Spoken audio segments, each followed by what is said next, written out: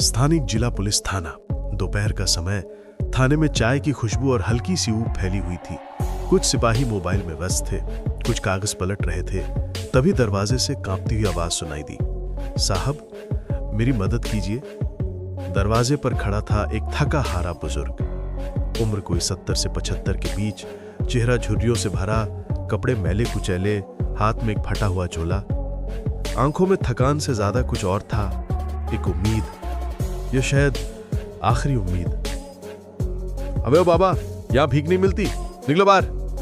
एक सिपाही ने झुंझला कर कहा। मैं भीख नहीं मांग रहा बेटा, मेरा सामान चोरी हो गया है, एक शिकायत दर्ज करानी है, बुजुर्ग ने धीमी पर साफ आवाज में कहा। सिपाही ने ठंडी नजर से देखा और फिर मुंह फेर लिया। चोरी? क्या चोरी हो गया? कटोरी या चप्पल? देखो बाबा, टाइम मत वेस्ट करो। बुजुर्ग ने धीमे स्वर में कहा, मेरे पास ज्यादा कुछ नहीं था, बस एक पुराना बटुआ और उसमें मेरी बीवी की दवा के पैसे थे और मेरी पुरानी पेंशन की पर्ची। थाने में कोई हंस रहा था, कोई नजरें चुरा रहा था, लेकिन तभी अंदर के केबिन से किसी ने पूछा, क्या हुआ, बाहर कौन है? ये आवाज थी एसपी आदित्य प्रताप सिंह की। कड़क आवाज, आंखों में तेज और चेहरे पर अनुशासन की सख्ती, पर दिल का साफ, यही कहा जाता था उनके बारे में। सिपाही ने अनमने से जवाब दिया, कोई बूढ़ा आया है सर, चोरी का केस बताकर भीख मांग रहा है। अंदर से कोई फाइल पटकी गई। चोरी का मामला है तो सुनो, भीख मांगना और शिकायत करना दो अलग चीजें, भेजो उसे अंदर। बुजुर्ग कांपते हुए अंदर पहुंचा। एसपी साहब ने सामने देखा। उनकी निगाहें उस चेहरे पर जमी रही कुछ पल, कुछ ज्यादा ही लंबा। बैठिए बाबा, बताइए क्या हुआ। आवाज में सख्ती नहीं थी, एक अजीब सी नरमी थी। बुजुर्ग ने थैले से एक पुरानी फटी डायरी निकाली। मैं बस्ती नंबर 11 में रहता हूं, मेरी बीवी की तबीयत बहुत खराब है। कल बाजार गया था, एक आदमी धक्का मार गया, जब संभला तो मेरा बटुआ नहीं था, उसमें मेरे पेंशन के कागज थे और कुछ दवाई के पैसे। एसपी आदित्य की आंखें उस डायरी पर टिक गईं। वहीं एक पुराना नाम लिखा था, हरिनाथ। एसपी की सांस एक पल को रुक गई। क्या नाम बताया आपने? उन्होंने धीरे से पूछा। हरिनाथ सिंह, बुजुर्ग ने जवाब दिया। एसपी की उंगलियां को धीमे धीमे मेज पर थिरकने लगी। बाबा, आपकी बाजू पर यह निशान कैसा है? उन्होंने इशारा किया। बुजुर्ग ने आहिस्ता से बाजू पर की। एक पुराना जला हुआ निशान, कुछ वैसा ही जैसा एएसपी आदित्य ने अपने बचपन में देखा था अपने पिता के हाथ पर। आपका कोई बेटा है बाबा? एसपी ने सवाल किया, गले में कुछ अटका हुआ सा। बुजुर्ग ने मुस्कुराने की कोशिश की, फिर थक कर बोला, था, बहुत साल पहले एक रेल दुर्घटना में हम बिछड़ गए थे। आदित्य के सीपी की आंखों में नमी उतर आई। कमरे में सन्नाटा फैल गया। वो अपनी जगह से उठे, धीरे धीरे आगे बढ़े और सामने झुककर पूछा, बाबा, आप मुझे पहचानते हैं? बुजुर्ग ने झुककर देखा, फिर जैसे समय की परतें खुलने लगी। चेहरे का तेज, वो नजरें और वो नाम, आदित्य। आवाज कांप रही थी और साथ ही कमरे की दीवारें भी। थाने के भीतर वो पल जैसे थम सा गया था। एसपी आदित्य की आंखें अब नमी से भरी थी, लेकिन वो सख्त चेहरा जो जिले भर में डर और इज्जत दोनों का प्रतीक था, अब थरथराने लगा था। बाबा, आप ही हो ना, हरिनाथ सिंह, मेरा बाबा? बुजुर्ग की आंखें पल भर के लिए खुली की खुली रह गईं। वो आदित्य की आंखों में देख रहे थे, जैसे किसी भूले बिसरे सपने को पहचानने की कोशिश कर रहे हो। तू मेरा आदित्य है? उसकी कांपती आवाज में भरोसे और डर का अजीब मिश्रण था। एसपी ने आगे बढ़कर धीरे से उनके हाथ थाम लिए। हाँ बाबा, मैं ही हूं आपका बेटा, जिसे आपने स्टेशन पर आखिरी बार देखा था। बुजुर्ग का शरीर कांपने लगा, उनकी आंखों से आंसू बहने लगे, होंठ हिल रहे थे पर शब्द नहीं निकल रहे थे। एक पल के लिए वो फर्श पर ही बैठ गए और एसपी भी घुटनों के बल नीचे आ गया। सिपाही और कर्मचारी जो अब तक खड़े तमाशा देख रहे थे, सन्न रह गए। जो बुजुर्ग उन्हें झूठा शिकायत करता लग रहा था, वही इस थाने के सबसे ताकतवर अफसर का बाप निकला। लेकिन बाबा, आप कहां चले गए थे? उस रात के बाद आप कभी नहीं मिले। आदित्य की आवाज टूट रही थी। हरिनाथ ने धीरे धीरे जवाब दिया, वो रेल हादसे की रात मैं तुम्हें ढूंढता रहा बेटा, लेकिन भगदड़ में सब बिछड़ गए और फिर मैं घायल हो गया, अस्पताल में महीनों रहा, फिर समझा कि शायद तू नहीं रहा। मैं रहा बाबा, मैं जिंदा रहा। एक अनाथालय में पहुंचा, तुम्हें ढूंढता रहा, बड़े होकर आईपीएस बना, सोचा अगर कभी कोई सुराग मिलेगा तो, लेकिन तुम्हारा नाम शहर सब खो गया था। एसपी की आवाज भी अब बह रही थी।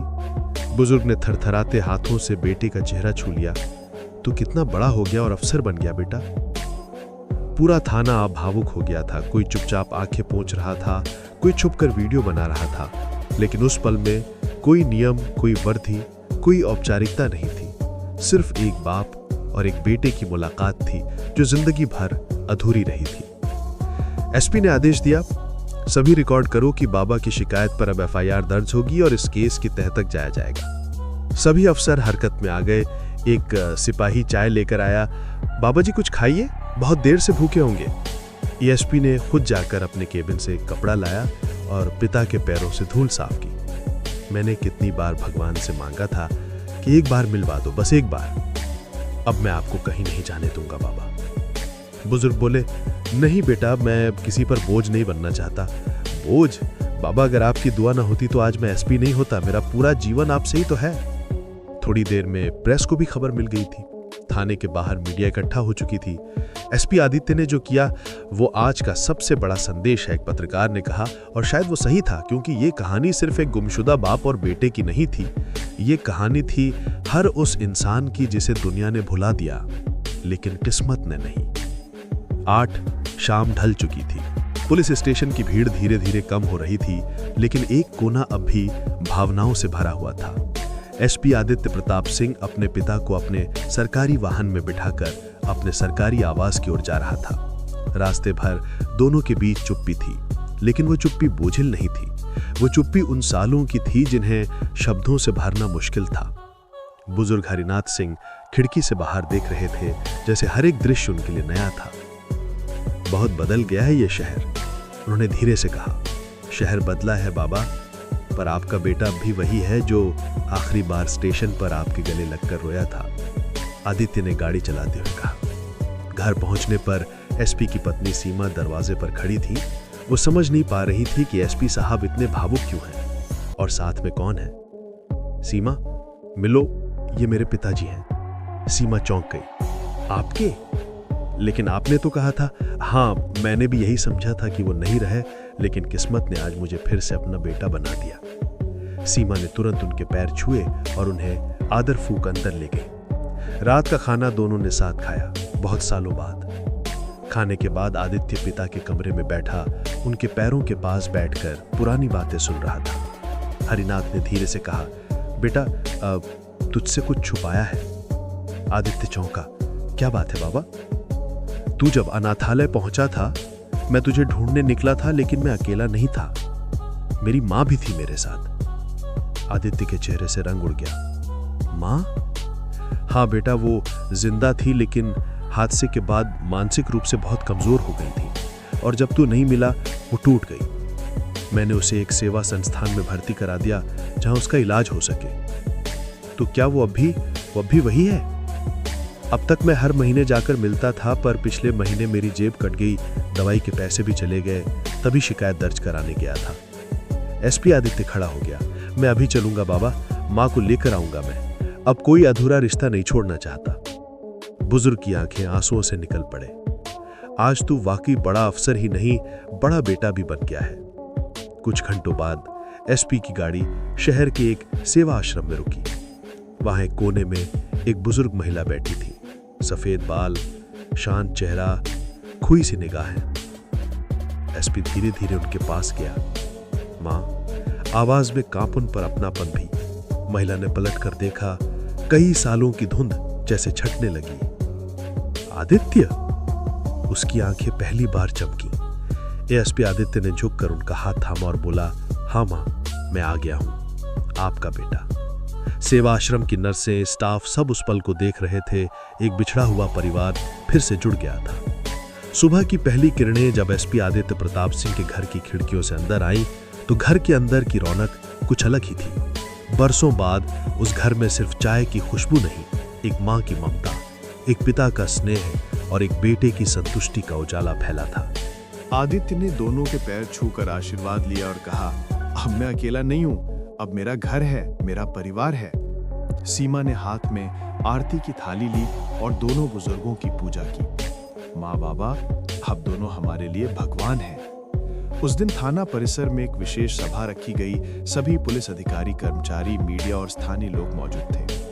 एएसपी आदित्य प्रताप सिंह मंच पर खड़े थे और उनके पास बैठे थे उनके माँ बाप हरिनाथ सिंह और श्रीमती सावित्री देवी। आदित्य ने माइक उठाया और कहा, आप सब सोच रहे होंगे कि एक बुजुर्ग की शिकायत के लिए मैंने थाने को रोका क्यों, इतना गंभीर क्यों हुआ। तो सुनिए। सारा मंच सन्न हो गया, क्योंकि वो बुजुर्ग सिर्फ कोई पीड़ित नहीं था, वो मेरे पिता थे, जिनसे मैं बचपन में रेल हादसे में बिछड़ गया था और कल इतने वर्षों बाद इस थाने में वो मुझसे फिर मिले। कल जो मेरी वर्दी थी वो एक पुलिस अफसर की थी, पर आज जो ये मैं पहना हूं वो एक बेटे का फर्ज है और ये फर्ज मैं कभी नहीं छोड़ सकता। सभा में बैठे कई लोग रो पड़े, कुछ ने तालियां बजाईं, कुछ सन्न थे। इसके बाद आदित्य ने एक नई योजना की घोषणा की। हर थाने में एक सम्मान कक्ष बनाया जाएगा, जहां हर बुजुर्ग की शिकायत को गंभीरता से सुना जाएगा, बिना किसी पूर्वाग्रह, बिना किसी मजाक के। क्योंकि जो लोग हमें जन्म देते हैं, जो लोग देश के लिए जीते हैं, उन्हें आखिरी सफर तक सम्मान मिलना चाहिए। Media headlines. एसपी के थाने में मिला सालों बाद बिछड़ा पिता, देश की आंखें नम। आदित्य प्रताप सिंह बने आदर्श बेटा। नई मिसाल, अब बुजुर्गों की शिकायत होगी सबसे पहली प्राथमिकता। पुलिस विभाग में बदलाव। शाम को आदित्य अपने पिता के पास बैठा था। बाबा, एक बात कहूं? हाँ बेटा, अब मैं आपकी पुरानी डायरी को डिजिटल करवा रहा हूं। आपकी लिखी यादें, कविताएं सब देश पढ़ेगा। हरिनाथ मुस्कुराए। मैंने कभी सोचा नहीं था कि मेरा बेटा इतना बड़ा बनेगा और फिर मुझे ढूंढेगा। आपने कभी छोड़ा नहीं बाबा। किस्मत ने हमें देर से मिलाया, पर अलग नहीं कर पाई।